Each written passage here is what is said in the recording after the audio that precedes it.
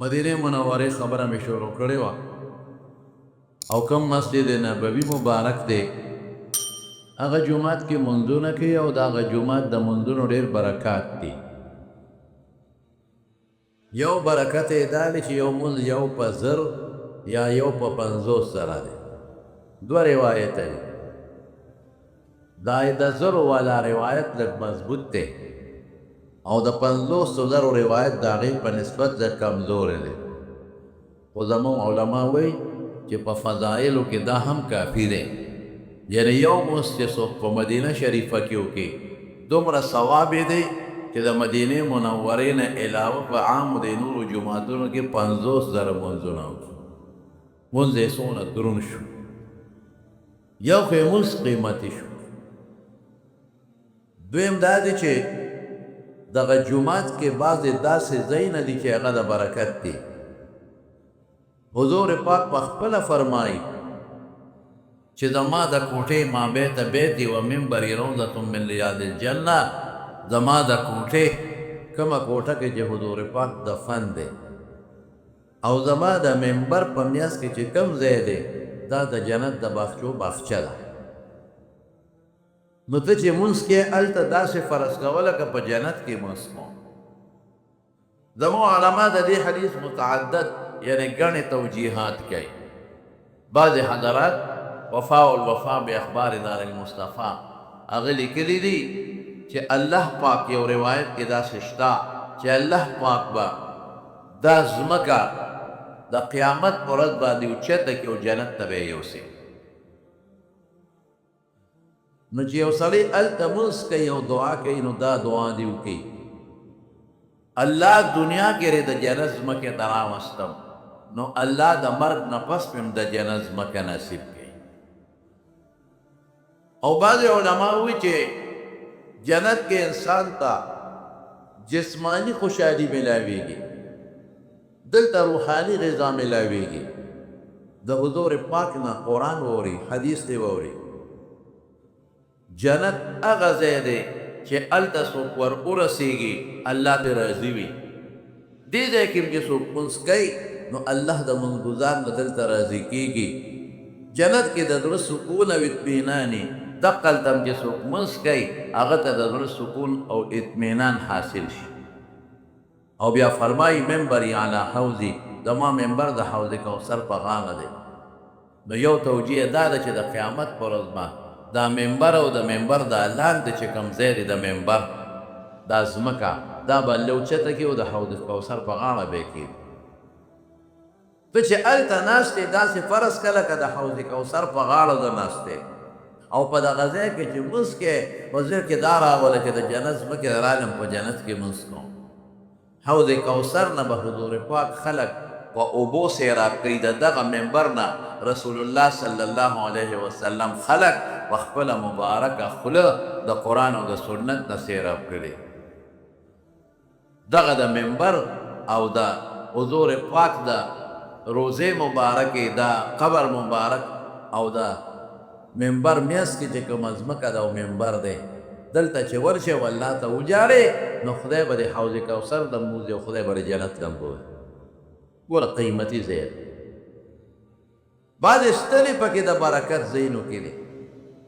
د حضور پاک د چې کوم ځای کې دفن دی د عایشې بیبي په کوټه کې دفن دی.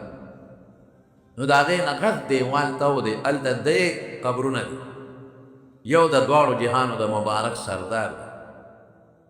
او د حضور پاک نه لږ غوندې ښکته چې سر یې د حضور پاک اوبو سره راځي او خپې د حضور پاک د خپو نه ښکته لږ غوندې د حضرت ابوبکر صدیق رضی الله عنه قبر او بیا د حضرت عمر فاروق رضی الله عنه قبر دی. هم په داسې انداز کې د حضرت عمر سره او د حضرت ابوبکر اوږې یو بل سره مخامخ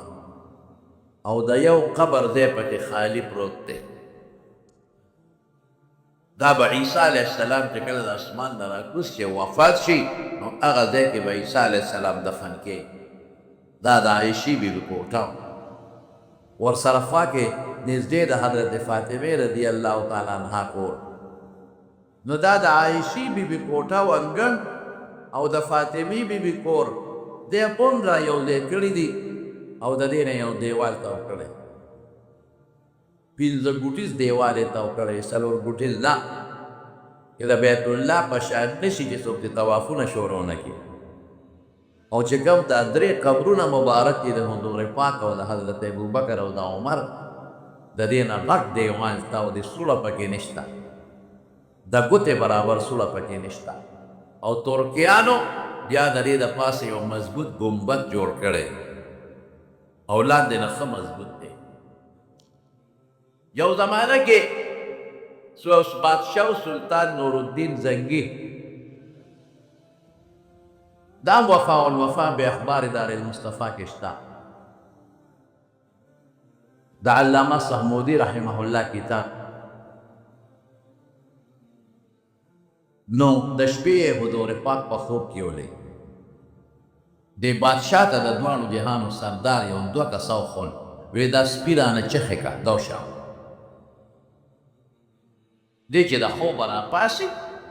میټینګ یې د خپلو وزیرانو راوغوښته، وی رسول الله مبارک مې په خوب کې ولید او 2 کسان یې راته وخوړل چې دا سپیرانه چخې کورې وشه. 3 شپې یې پرله پسې دا خوب ولید، یو شپه بیا ورپسې بیا میټینګ یې راوغوښت چې د دې څه مطلب دی. وزیرانو ورته ویل صاحب چې حضور پاک ته کوم کسان په خوب کې خولی دي هغه شکلونه دې یاد دي، وی کوم یې ولیدل پیژنه مې زما په ذهن کې هغه نقشې پرتې دي، باقاعده راته په اشاره وښول چې دا سپیرانه لرې کا دا وشه،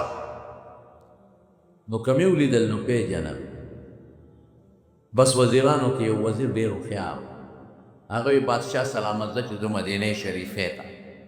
مدینې منورې ته رالم او اعلان یې وکړ هغه وزیر او ځان سره یې ښې ډېرې پیسې راوړ. وی څومره چې د مدینې منورې خلک دی او په مدینه کې دننه اوسېږي نو بادشاه راغلی د ټولو خیرات انعام ورکوي،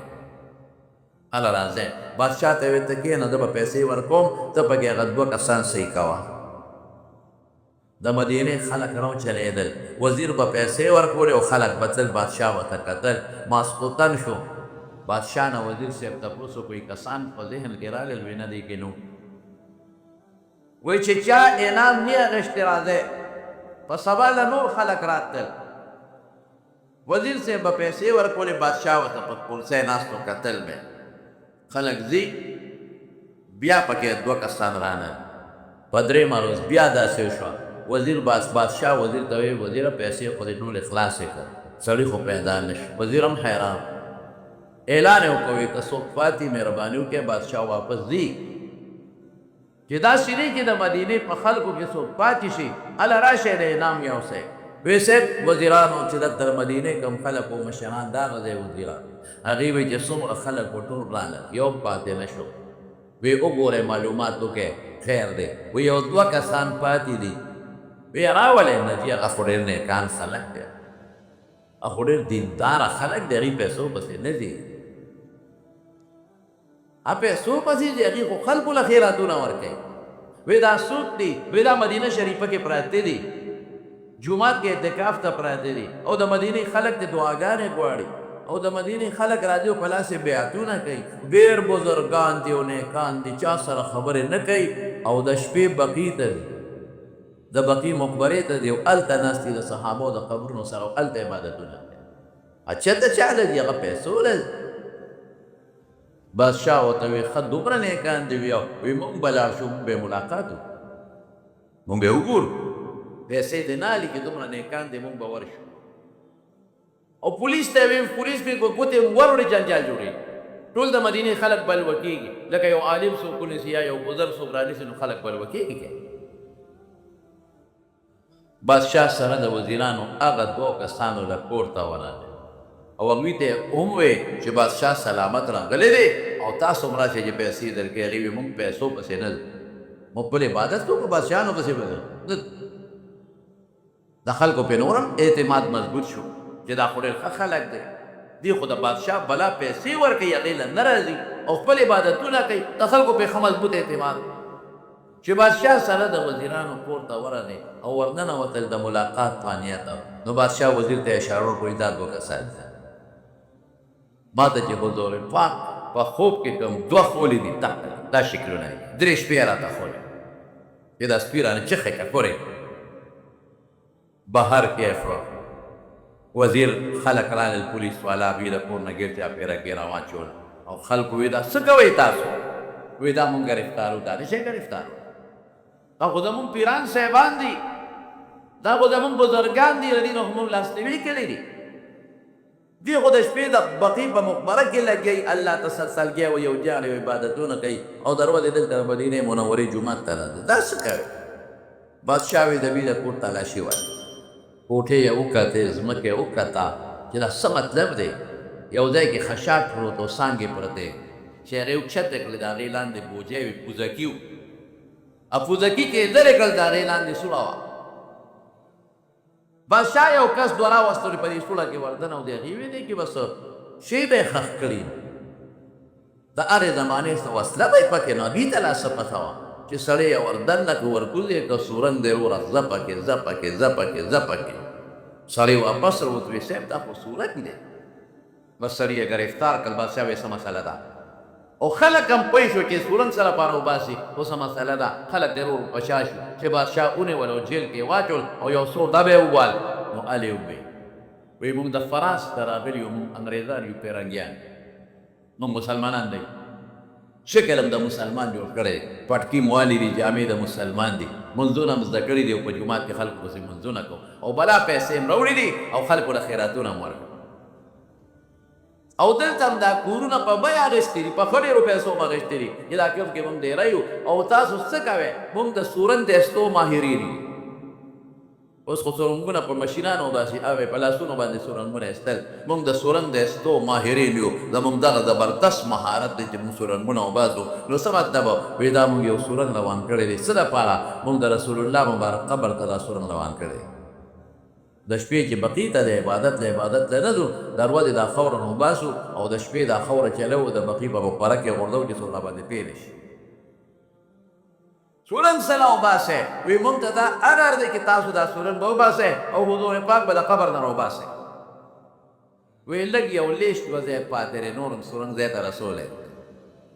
عجیبه دا ده چې دغه ځای له مونږ رمبې یا سسکور او یا څه شی وربرو دنیا هجرتېږي دغې نه مخکې کار نه شو کولی اطلاق کېږي چې دغه کو درق کېږي لږ یو لیشت به ځای دی که دا خو نو د رسول الله مبارک خو ته رسېدلي بس را به کاږو یو بیسو او فرانس ته بیا ورسو خدای څه بیا کول دی او څه مقصد به ولري دا یو سازش هغه دوه کسان یې ونیول او پانسي کړل د خلکو په مخ کې او سلطان نورالدین زنګي مکمل د حضور پاک د دې درې واړو د هغه د قبر مبارک نه او د دې دواړو صحابو د قبر نه ګیر چاپېره ځای وکنو لویه کنده وویسته بنیاد او دا دومره جوړه کړه چې اوبه پکې راووتې او په هغې کې سیکه ولیکه او ګیر چاپېره یې واچوه چې څوک سبا دا کوشش ونه کړي او څوک را دننه نه شي او بیا څوک دا روانې ونه کړي سیکه یې واچوله نو دا ټوله مکمل د سیکې غټ دیوال دی چې هغې کې نه څوک سوړه کولی شي او نه پکې څوک کنده ایستی شي الله د دواړو جهانو د مبارک سردار دا مضبوط حفاظت وکړو الحمدلله دا د فرانس د هغه وخت نه سازش اوس هم د معلومه په فرانس کې د پیغمبر خلاف سازشونه کوي کله د فرانس حکومت د حضور پاک په شکل څوک جوړ کړي او د هغه بېعزتي کوي او بېادبي کوي تاسو ځای په دی د فرانس دا د هرې زمانې نه د دې په زړه کې د مسلمان سره یو بغض پروت دی او د مسلمان د پیغمبر سره بغض پروت دی کله د قرآن شریف بېعزتي کوي فرانس والا او کله د دواړو جهانو د مبارک سردار بېعزتي کوي او په کال کې یو ځل دا فلمونه د پیغمبر د شکل خامخا جوړ مسلمان په جذبه کې راشي چغې جوړې کړي لیکن دلته یو افسوس کوم لوکو موږ وایو څومره مسلمانان ملکونه دي د عرب نه زیات مسلمانان دي او څومره ملکونه دي د مسلمانان عجم ملکونه دي عرب ملکونه دي په افریقا کې شته او ځای په ځای د مسلمانانو ملکونه دي او د دنیا بادشاهان دي په چا کې هم دا غیرت نشته چې د فرانس سره خپل سفارتي تعلقات ختم یوازې زموږ باندې ټول یادو په کار خدای دی چې دا ټول ډول دی د فرانس ته مخامخ ورته ووایي ځکه ته خو یو فرانسیسي سره دلته زیاتې یو فرانسیسي سړي سره په خدای قسم کوي پرې تا ولې دا زیاتې وکړه؟ نو ته د فرانس یو عام سړي سره زیاتې نشې کولی او ستا پیغمبر سره زیاتې کوي او موږ خاموش موږ خو څه نشو کولی موږ خو به دا جلسې جلوسونه وکړو. شریعت تعالی اجازت نه درکوي چې یو کافر دلته اوسېږي ته ورسره ظلم وکړه. دا مې یو مثال درته د دغې ملکونو یو کس سره چې معمولي زیاتې وکړې هغوی در پسې چوکر علي پرېږدي دی نه زما د پیغمبر هتک کوي د قرآن هتک کوي بېعزتي کوي د پیغمبر شکلونه جوړوي او بوت او د پیغمبر تصویرونه جوړوي عیاذا بالله په هغې لاړې توکي په هغې خپې ږدي او قرآن شریف د خلکو د مسلمانانو مخکې راوالي او په ځمکه یې واچي اور پې بل کړي او د هغې د پاسه خپې مسلمان ډېر بې حسه شوی صرف بل غرض یې دی د مسلمان کرسی او چې کرسی یې مونږ تېره به دقه غرض دی چې زه بادشاه یم او زما دا بادشاهي محفوظه یم او زما نه دغه انګرېزان زما آقاګان خفه نه شي په ما تخته وانه دی غیرت نشته را سلطان صلاح الدین ایوبی په شان سړی د محمد ابن قاسم په شان سړی داسې نشته محمود غزنوي په شان سړی ټول ملک چغې آسیه غریبه دا څه نوم یې دی دا بله ده څه نوم یې دی دا عافیه نوم یې هغه آسیه ملعونې ته مې ذهن ده او ملعونه عافیه صدیقي غریبه په امریکې په جیل کې پرته ده ټول خپل سیاستونه کوي هر یو سړی راځي را پرېږدي وری پلی وری وغلي را پرېږدي دا هلته ده او دا دلته ده او دا راوستل غواړي یو آسیې دلته د امریکې یو منټ کې دنه وویسته او که نه دا ملعونه دا دوی نشي راوستی حکومت کو غواړي هر څه کوي حکومتونه چې غواړي هر څه کوي دې درمیان کې د دنیا خلک و د امریکې او دلته کې رواني وکړه او یې ویستل دی دا شرط پکې ولګوئ که نه چې دا مونږ درکوو خو مونږ له هغه راځي مسلمان بې حسه دی خفه کوي انتهایی بے حسا بلکہ بے حسا پدے بدلتا ہوئے ماں کہ یو انسان د خپل پیغمبر حتک او د خپل قرآن حتک باندې خاموش بے حسا نه دا بے غیرت ای دا د فرانس دا زمانې نه دا شعر روان د سلطان نور الدین زنګي یا د سکې دیوال ته مضبوط واله یو بله واقع هم پیښه وه د مسجد نبوي چې کوم دربانو چې هغه به د مسجد نبی دروازه بندوله هغه وی یو ورځ گورنر صاحب وغوښتم د مدینې شریفې وی چې لاړم وی ما ته وی چې دروازه څو بجې بندوي مې په دې بجې خلک ټول وباسي او ښه د شپې 12 بجې یا 2 بجې یا 1 بجه بس میلمانه راځي او هغې ته به فورا دروازه کولاو کړي او چې وردن نه شي نو دروازه به بنده کړي نه خاصه ډېره ښه ده د ګورنر صاحب میلمانه وی د شپې به راځي دې دپاره چې د شپې رشنې او د حضور پاک سلام وکړي چې خلک د جومات نه ووتل ما ټولې دروازې جرنده کړي مرکزي دروازې سره ناست یم چې میلمانه راشي ور وډبېد او چې ورسنګ وډبېد او ما دروازه کوله وکړه نو سړي رادننه شو او هغوی سره بیلچې چاریانې سسکورې او ګنترېل اوهو دا څوک شو خدایا ما خو دا به د ګورنر صاحب میلمانه وي او دی به د حضور پاک سلام کوي د شپې چې څوک نه دا خو زه په غلط نیت راننه بس وي چې دی ننوتل نو ما په سلګو خدای ته چغې کړې یا الله زه په دې وخت کې څه نشم کولی ورمې بند دی به څه کوم خدای هسې نه خدای مکه دا نبي کریم صلی الله علیه وسلم ته څه نقصان ورسه وی رالل او دیری او وی راته مالم دمګي راکړه چې دخل ته کېنه چې چغونه او چې څنګه ریاض الجنه ته را دننه شو ننوتل یو مضبوط غرض شو زلزله راله او دغه خلک ټول په ځمکه په جومات کې ننوتل او ځمکه پې واپس را جوړتل ټول په ځمکه کې غیب شو په جومات الله ته مې شکر ادا کړ شکر دی خدای شکر خدای ته جام و شکریه ادا کوم چې خدای تا د خپل مبارک پیغمبر څونه حفاظت کې څونه حفاظت دی ولو چې وخت یې د پېشمني ته وخت لیدې شو دغه دی چې پولیس والا راپسې راغی وی گورنر صاحب دی غواړم هغوی جومات کې چکر ولګو څوک نو وی سمک میلمانه راغلي وو که نور راغلي ما وی راغلي وو خو دلته خدای غیب کړل بس په خولې لاس کښېنه ګورنر صاحب نه لاړم ګورنر صاحب ما ته وایي څو میلمانه راغلي وو ما وی او صاحب څه ټایم پلان کې څه شو ما ورته قصه وکړه وی چې په خولې به لاس کړې چاته به نه وی ما چې صاحب راشي چې هغه ځای راته وښیمه چې کوم ځای ځمکه شلېدلې ده دوی پکې نه وتېري د هغې د جامو د پنتوګونو په لیسکي هغه ټوکړې بار پاتې دي ښکاري دام د فرانس انګریزان او د مدینې گورنر له پیسې ورکړې وې د چا په سر آها نن سبا خلک پیسې ورکوي خلکو له ملا ملکا په اجرت پیسې ورکوي خان ملکا پیسې ورکوي پلانکې راله ملکا ماشاءالله او دې سپېره د رسول الله په سر پیسې اخېستې د انګریزانو د دواړو جهانو د مبارک سردار په سر پیسې اخلي د هغه د بېعزتۍ په خیال او په دې نیت راغلي وو چې مونږ به حضور پاک د قبر نه وباسو یو بس دا د سکې دیوال ته تاو شوی دی او په هغې ښه مضبوط دیوال د سر ته رسېدلی دی او بره په هغوی بیا ګمبد جوړ کړی دی چې د بره نه څوک روانې ونه کړي یو د ګوتې د څوکې د قچۍ ګوتې برابر سورې پکې نشته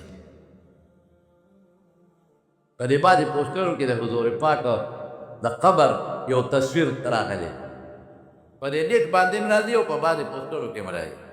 یو پردي تصویر دی غټ اوچت او شیل غوندې رومال یې پې پردي ښودی دی او لاندې ورته لیکلي کې د نبي کریم صلی الله علیه وسلم قبر دا هر چا چې دا تصویر ایستلی ډېر ظالم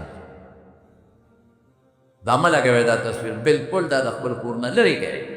که چا کله په کور کې دا که په نیټ کې هم چا سره ډیلیټ یې کړې ختم یې کړې دی د بل چا د قبر تصویر ایستی دی او د پیغمبر نو چې د امتي قبر یې د بل چا قبر یې ورته وایي دا د پیغمبر قبر دی نو بل چا د پیغمبر ویل څه شی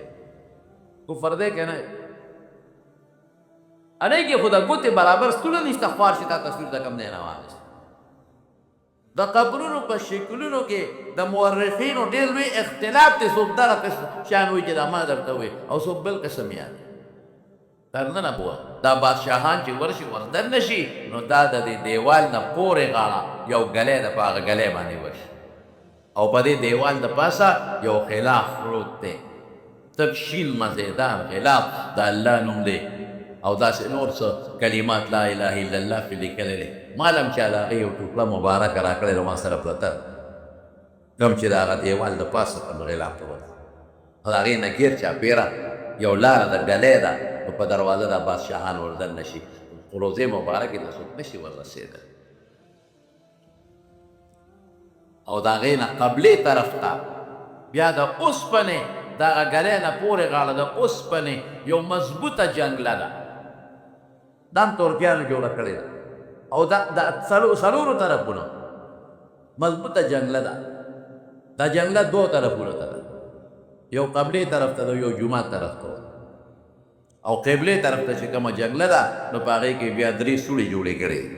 یو سوړی د دواړو جهانو د مبارک سردار مخ ته جوړه کړې او یو د حضرت ابوبکر صدیق رضی الله عنه او یو د حضرت عمر فاروق رضی الله عنه نو خلک لاړ شي د حضور پاک مخ مبارک ته مخامخ په هغه جنګله کې چې کومه سوړه ده نو هغه لږه غټه انورې وړې نو خلک په حضور پاک درود شریف هم وایي او سلام پې هم واچوي خلک ولاړ دي ډېر سات خلک ولاړ الصلاة والسلام علیک یا رسول الله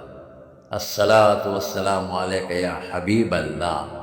الصلاة والسلام علیک یا خیر خلق الله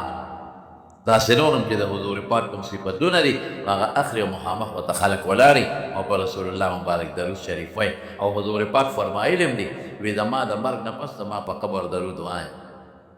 صحابه ورته وایي وی د الله رسوله ته خو به زوړ شوې خاورې شوې به نو ته به زمونږ درود څنګه اورې وی ان الله حرم علی الارض ان تاکل اجساد الانبیاء خدای پاک په ځمکه دا حرام کړي دي د پیغمبر وجود به نه خوري دا پې حرام من صلى علی عند قبری سمعته چې څوک زما د قبر په خوا کې په ما درود شریف وایي دی اورم ومن صلى علی نائیا ابلغته او چې څوک لرې دی او درود شریف وایي هغه د فرشتو په ذریعه ما ته رسولی شي نو خلک هلته لګیایي درود شریف یا یو لږ مخکې شي نو بیا په حضرت ابوبکر صدیق سلام واچي هلته درود به نه وی صرف سلام بیا یو قدم مخکې شي په حضرت عمر فاروق رضی الله عنه سلام اچي بیا بارو څومره لویه خبره ده مدینې شریفې ته یو سړی لا او د حضور پاک مبارک مخ ته ودرېده او سلام یې پرې واچه په ادب باچه او په ډېر احترام باچه چغې به نه ویل زما خلک چغې وایي څوک نظمونه وایي او چغې وایي نه بېادبي به نه کوې هلته یې بله په هغه جمله مبارکه کې یو ایت لیکلی دی ان الذين يغضون اصواتهم عند رسول الله اولئك الذين امتحن الله قلوبهم للتقوى لهم مغفرة ورزق کریم دا آیت یې لیکلی دی چې د پیغمبر مخکې به چغې نه وی پټ به ادب به کې احترام به کې زموږ علماو لیکلي نووي هم لیکلی دي د مسلم شریف شارح حافظ ابن حجر رحمت الله علیه فتح الباری کې لیکلی دي او مولا علی قاری صاحب هم مرقات کې لیکلی دي او نور علما هم چې د حضور پاک احترام چې څنګه په دنیا کې د وفات نه پس اقص احترام واجب چغې به نه وي چپټ احترام سره يا أيها الذين آمنوا لا ترفعوا أصواتكم فوق صوت النبي ولا تجهروا له بالقول كجهر بعضكم لبعض أن تحبط أعمالكم وأنتم لا تشعرون دا یتیم لیکلی چې د پیغمبر د آواز د آواز اوچته یعنی غلی او دایم لیکلی ما كان محمد أبا أحد من رجالكم ولكن رسول الله وخاتم النبيين دا آیتونه لیکلی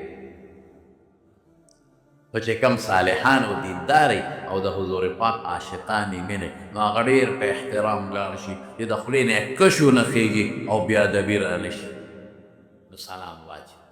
او بعضې بېادبه وي هلته چغې وي او ډېر بېادبه هلته تصویرونه وباسي او ډېر بېادبه هلته ویډیوګانې جوړوي قسم دې دا تصویرونه ما ته یو سړي ویل دلته جیل دي مې حضور پاک چې وایي تصویر حرام دی نو دی په 400 کې نو ویلي دی دلته ویلي دلته حرام د دې د نه وروسته نور وطنونو ته حکم ته دی دلته جیل دی پیغمبر خو دلته وي دی نه چې په مدینه کې جسم خوښۍ کوی ګناه په مدینه کې ډېره زیاته ده وبال یې ډېر دی د نورو ځایونو په نسبت څومره لویه خبره ده مدینه منوره کې د دواړو جهانو مبارک سردار دفن دی د دې نه قیمتي ځمکه بله کمه مدینه منوره کې حضور پاک تشریف فرما دی د دې نه قیمتي ځمکه بله کم ده مدینه منوره کې حضرت ابوبکر او حضرت عمر او حضرت عثمان او دا نور صحابه کرام دي حضرت علی کرم الله وجهه په کوفه کې شهید شوی دی او په کوفه کې دفن دا نور دلته څه خلک ورشي او رسول الله مبارک ته مخامخ ودرېږي واه واه څونه خوند کوي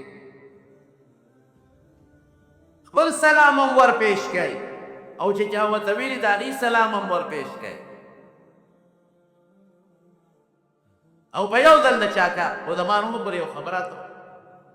یو ځل یو ملګری ما سره میلاو شو نو د مدینې منورې ذکر راغی نو ما ورته ویل که سلام د وي زه خو چې راغلی یم سلام نه یم تللی وس پېره و اتر ورځې یې تېرې کړې ولې یاره وی ډېر لوی رش دی او ډېر لوی ټیل دی ای د خدای ظالمه اوس دلته زه پیسې ویشم یو 10,000 روپۍ ورکوم نو قسم په خدای چې په ټیل کې م راځې په رش کې م راځې او ته حضور پاک له خواشې نه یې راغلی وی درود شریفین مې دا په پاکستان کې هم ویلی شي خلک خو وایي چې ما په خلقوس ولاړی خو چې د دواړو جهانو مبارک سردار مخې ته ودرېد او په یو ځل هم د چا کار نه کوي سهار هم ورځي او مازدیګر هم ورځي او غرمه هم ورځي او حضور پاک ته مخامخ ودرېږي او سلامونه اچوي او ما وی که رشي نو مې دې که تا له څوک دیکې خو نه درکوي دا څه حجر اسود خو نه دی چې خلک یو بل له دیکې ورکوي او ځان پرې ورغورځوي غشتې رو رو په قلار قلار ځه او سلام واچوه بارو هر قسمه خلک په دنیا کې شته یو غټ سیکرټري صاحب وایي سیکرټري خو 20-22 ګریډ ریټایري کوي او څومره سکولونه او کالجونه یې وي ما ته وي په مدینه شریفه کې سلام علیکم مې یو درود شریف وایم سلام مبارک له ما او دا اعمال نور مخول هلکه مې یو ختم د قرآن شریف وکړه او ثواب یې حضور پاک ته وبخه وی ما د قرآن شریف په نازله نه راځي وایي د خدای ظالمه تاسو تک سیکرټري پاتې شوی د ملک او تعالی قرآن په ناظره نه دل واقع غم د موږ یو وزیر داخله غلق قل هو صورت ده ویره مونږ خو د انګلیش په دې سکولونو کې سبق مول ویلې دي نو مونږ ته زیاده سیزونه نه دي نو یو پکې د دواړو جهانو مبارک سردار نو خلک لاړ شي نو درالسلام پرې وایي نو ډېر خوند کوي په خدای مې د قسم یېرو ډېر خوند کوي او ډېره مزه او خیر د کرش ډېرو نو یو ځل ورده خو ورده یا دوه ځله ورده نه اوس خو هغوی یو خپله طریقه جوړه کړې ده او څه داسې یو چارپېچلی جوړ کړی دی نو په هغې خلک راتاوی نو هغې سره رشته ناشته کنټرول او بیا به ورشي ریاض الجنه روضة من ریاض الجنه نو هلته به دوه رکاته لمونځ اوس یې دا قصه لږه ګرانه کړې ده اوس به په دې موبایل کې یو شی اچې هلکه څه ورته ویلې سم نسوپه دا به دا نسوک به په دې موبایل کې واچېده نسوک نو بیا په هغې دا خلک پوهېږي زه خو پرې نه پوهېږم خو دا بعضې چې څوک موبایل استعمالوي هغې پرې پوهېږي نو هغې کې به ځان له ټیم خوښ کې تا ته به ووایي چې دې ټیم له راشه نو ته به په هغه ټیم ورشې نو یو ځای کې ټول کښېني نو بیا مخکې بل ځای ته ور مخکې کړي نو بیا په لین کې ریاض الجنه ته ورغلي نو بغیر د جن نه او د شور نه او د چغو نه او د ټیل نه خلک لاړ شو په ریاض الجنه کې خپل مزه هلکه یو خبره درته کوم هلته هم خدای ټول بوله خو هلته به د هغوی د قانون احترام کوي چې څوک د چا میلمه شي نو د کوربه د قانون خیال به ساتي چې کوربه و دی دلته کښېنه هلته به کښېنه او دلته کوربه وایي دلته کښېنه او دی بر بل ځای ته وخېږي نو کوربه به خفه شي کوربه ورته وایي دلته اودسمات یې کوه دلته مه کوه دی نیغ لاړ شي او کوربه سره د چمن کې کښېني او غرض ورکړي اودسمات یې وکړي نو کوربه به خفه وي چې خوار شي دی باتروم ته به ننوتی وي ټول ځای راته ورکړه نو کوربه به د میلمه د میلمستو خیال ساتي خو میلمه به هم د کوربه خیال ساتي نو سعودي حکومت چې کم قوانین جوړ کړي دي او کمې قاعدې نو د هغې پابندي به کوي هغوی یو خپل نظام جوړ کړی د هغه نظام لاندې خلک ورشي هغوی کې دا فایده وي ټیک ده لږ انتظار شي انتخابات خلک وایي مړه بله انتظار دی زما وروڼو چې څوک د حضور پاک د سلام دپاره انتظار وکړي زونه خوند کوي زه خو چې رانیغ پرې ورشي هغه مړه خوند پکې ني او چې دا ښه په انتظار او د لرې ځای نه راشي او ښه چکر یې پکې وي او ښه پرې وکړېږي نو خوند ډېر زیات دی او ریاض الجنه تلو له خو چې یو ځای کې انتظام وکړي او بیا دې بل ځای ته ور مخکې کیل ته انتظام وکړي او بیا دې بل ځای ته ور مخکې کیل ته انتظار وکړي بس همدې خوند کوي ثواب دې کېږي حضور پاک فرمایي چې څوک د مانځه په انتظار ناست دي هغه د مونځ ثواب کوي نو د هغوی د قانون به پوره احترام کوئ د قانون خلاف ورزي به نه کوئ هغوی کې دا کوم قانون جوړ کړی دی ستاسو زموږ د فایدې لپاره جوړ کړی نو په ریاض روضة من ریاض الجنه کې چې بیا وردننه شي ماشاءالله نو د ټولو نه بهترین دی پکې د حضور پاک محراب دی واه واه هغه ځای باندې محراب جوړ کړی ترکیانو چې کوم ځای به د دواړو جهانو مبارک سردار خپلې کونډۍ مبارکې لګوه او خپې مبارکې به او کوم ځای کې به خپل مس کا ماشاءالله هغه محراب نو خیر هلته خلک پرېږدي مانځه ته خو ډېر نږدې نه او زه وایم چې ډېره نږدې سره هیلونه یې ښودي او پړې ته وکړي هلته مخکې نه پرېږدي نو خیر دی زه هم دا وایم چې ډېر مخکې دی نه ورځي ځکه هغه داسې ځای دی چې د حضور پاک د سجدې مبارکې او د ټونډو مبارکو ځای دی چې په هغه ځای ستا خپره نه شي نو خبر او چې په هغه لومبي صف کې ودرېږي او منځ کې نو تاله به دام راځي چې دلته به حضرت ابوبکر ولاړ دلته به عبدالله ابن مسعود ولاړ دلته به حضرت علي ولاړ دلته به عبدالله ابن عمر ولاړ دلته به حضرت بلال ولاړ دلته به حضرت ابو هريره ولاړ چې دا دې سوچي په خدای دا موږ ډېر خوند کوي او دلته به حضور پاک ناستو او دلته به صحابه ناستو رسول الله مبارک په محراب کې سر مبارک راته وکړو صحابو سره به یې خبرې کول هغه منظر سړي ته رایاد یو بل استن د استوان عایشه ورته وایي برې پې په شین خط لیکلی دی عایشه صدیقه فرمایي رضی الله تعالی عنها وی ما ته رسول الله مبارک په جومات کې یو دی ښودلی وی ما ته وی عایشې یو ځای درته ښیم راشه خو که خلکو ته مې وښو نو خلک به پې جګړې کوي جګړه یا عایشې صدیقې هغه ځای خلکو ته ښولې نو په هغه ځای باندې یو ستن ولاړه ده مخکې د کجورې ستن وه او اوس د سیمټو ستن ولاړه ده پیلر د چت تپاره بره پې استوانه عایشه لیکلې نو خلک هلته دوه رکعته مونځ او د جنګلې مبارک سره خوا کې یوه ستن ده استوانه حرس ورته وایي بره پې په شین خط لیکلی دي دلته به څوکیدار په لومبۍ زمانه کې حضور پاک ته ولاړ څوکیدار بیا آیت نازل شو والله یعصمک من الناس چې حفاظت به د خلکو نه زه کوم الله ورته نو بیا څوکیدار چوټي یو بل ستن د په هغې بره لیکلي دي استوانه وفود هلته به خلک راته جرګې او د حضور پاک سره به ملاقات یو بل ستن ده بلکل د عایشې بیبي د دروازې سره خوا کې په هغې لیکلي استوانة السریر دغه دی د عایشې بیبي د کوټې دروازه نو حضور پاک به په هغې جومات ته راننوتېده او دغه دی به حضور پاک اعتکاف کوه یو بل ستن د استوانه ابي لبابه دا یو صحابي دی حضرت ابو لبابه رضی الله عنه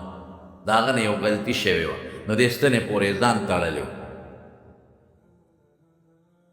بنو قریظه باندې حضور پاک لاړو حمله وکړه دوی ډېر زیات ظلم کړی که ظلم مې درته ووایي ته به چې دا غوښې ولې کړي په چکونو اوچ دغه کې معده کې وخوري نو حضور پاک لاړ د هغې نه محاصره وکړه هغې په خپله قلاګانو کې وردننه شو مسلمانان بارو او دا بنو قریظه یهودیان دننه نو بیا حضور پاک ته یو درخواست راولېږه وی ابو لبابه رضی الله عنه موږ راولېږه موږ سره مشوره کړه هغه سره تعلق نو حضور پاک حضرت لبابه صحابي ته وی ابو لبابه ته وی ته ورشه تا سره مشوره کوي خو زموږ الوته مه وایه چې موږ دوی سره څه کوو نو چې حضرت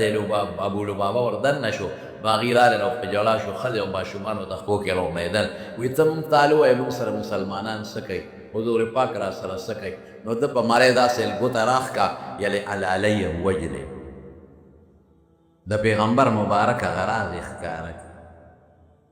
زړه کې خو دا سوچ وکړه چې ما خو په خولې غږ ونه کړې اشاره مې وکړه خو چې سګره ووته او خدا مې څه غزدي وکړه نو پیغمبر مبارک یې پرېښود نیغ جومات ته لاړ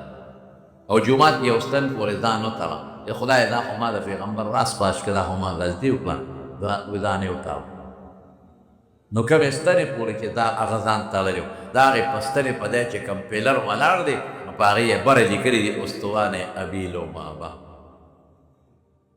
نو صحابه حضور پاک ته عرض وکړه د الله رسوله دا ابو لبابه پرانیزه وی نه پرانیزه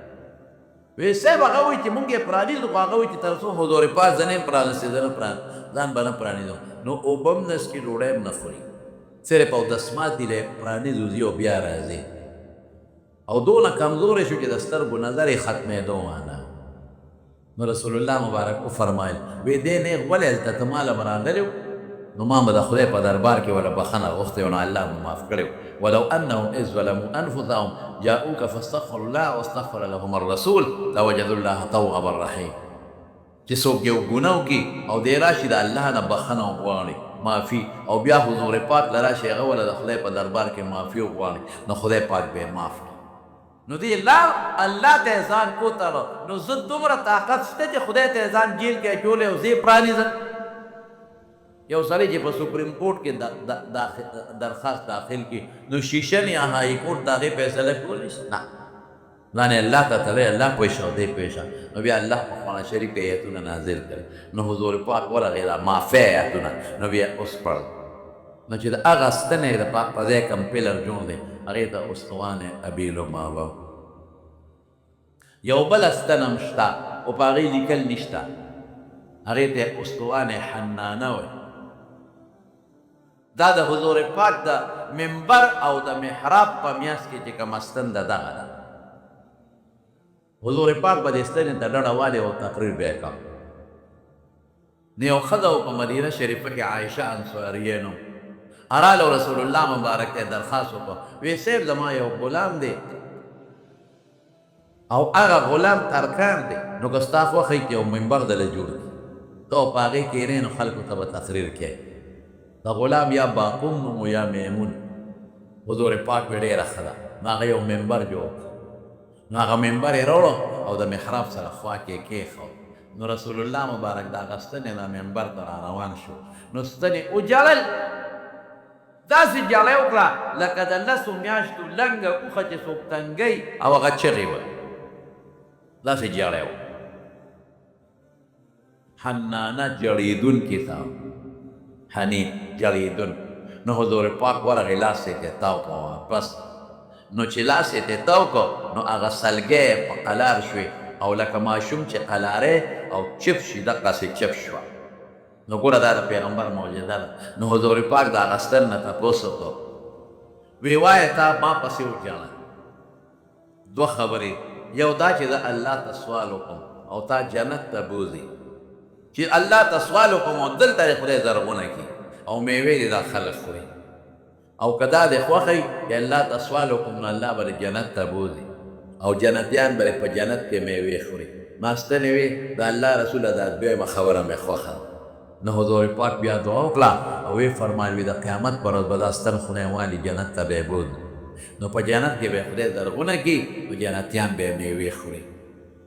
نو یو ځل په جومات باندې اور لګېدلی وروسته د حضور پاک د زمانې نه پس دا ستن هم پکې لږه سوځېدلی. نو صحابه هغې له په ریاض الجنه کې یو کنده وویستله او دا ستنې په هغې کې ور واچوله، خاورې پرې واچوله. دغه رنګې منبر د حضور پاک د هغې په ځای خو بل منبر دی نن سبا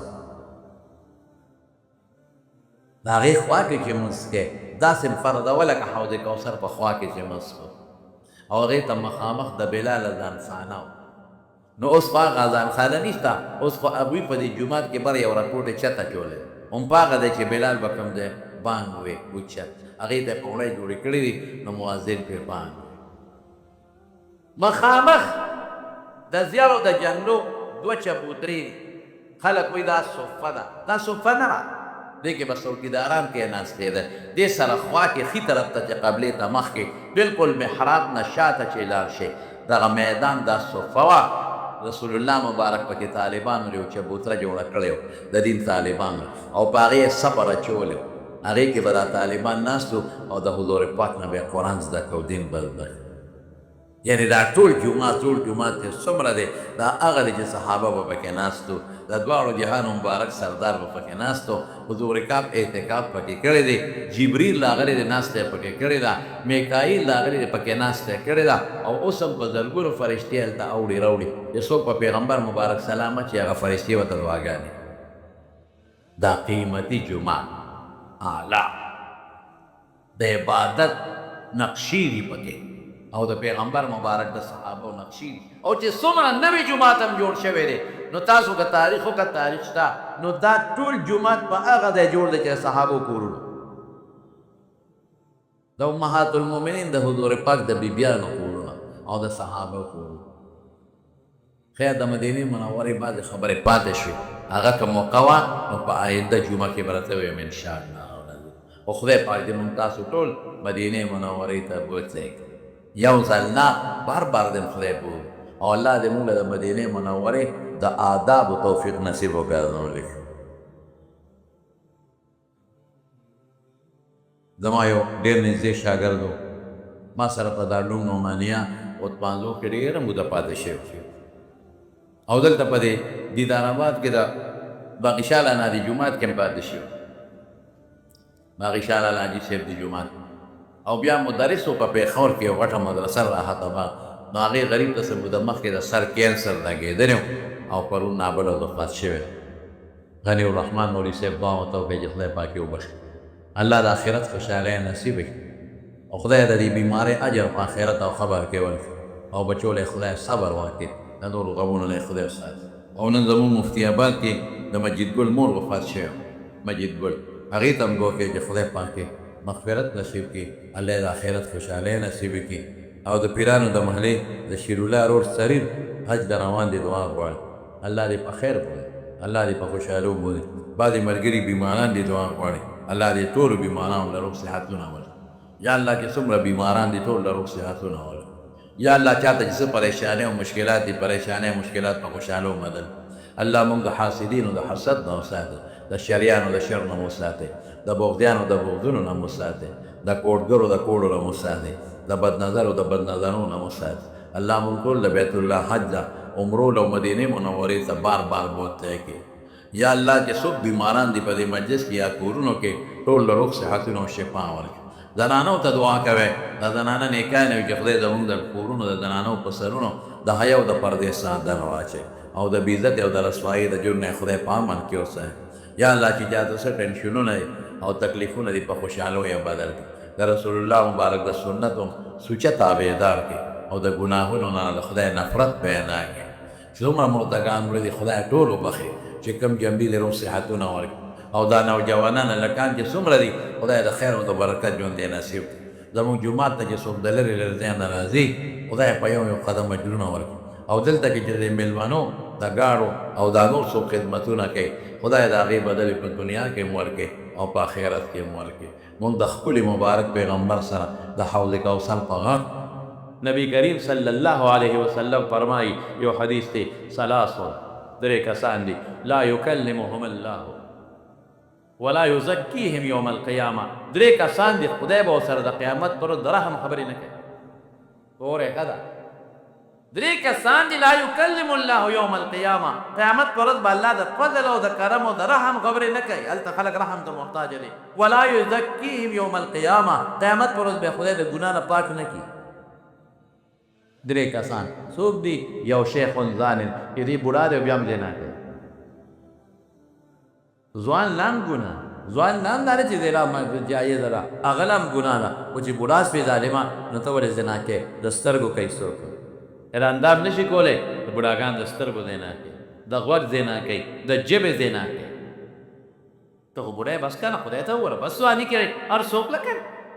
ځوانۍ کې خپله ځواني غرقه کړه. د الله عبادت ته ونه کړه نیکبخته اوس خو جومات ته وخېږه تصویر راواله که نه بس څه کوې نو څه کوې نو چا له ګټئ بس اوس دې بچي د الله ګټي بس. لوڼه دې واده کړي دي هغه خزومان یې پیشه هغه پیشه، زامنو دې ودونه کړي ځان له ګټي نه ګټي خپل کار به کوي. وخېږه جومات ته اوس الله یا که تصویر راواله ذکر وکړه بس.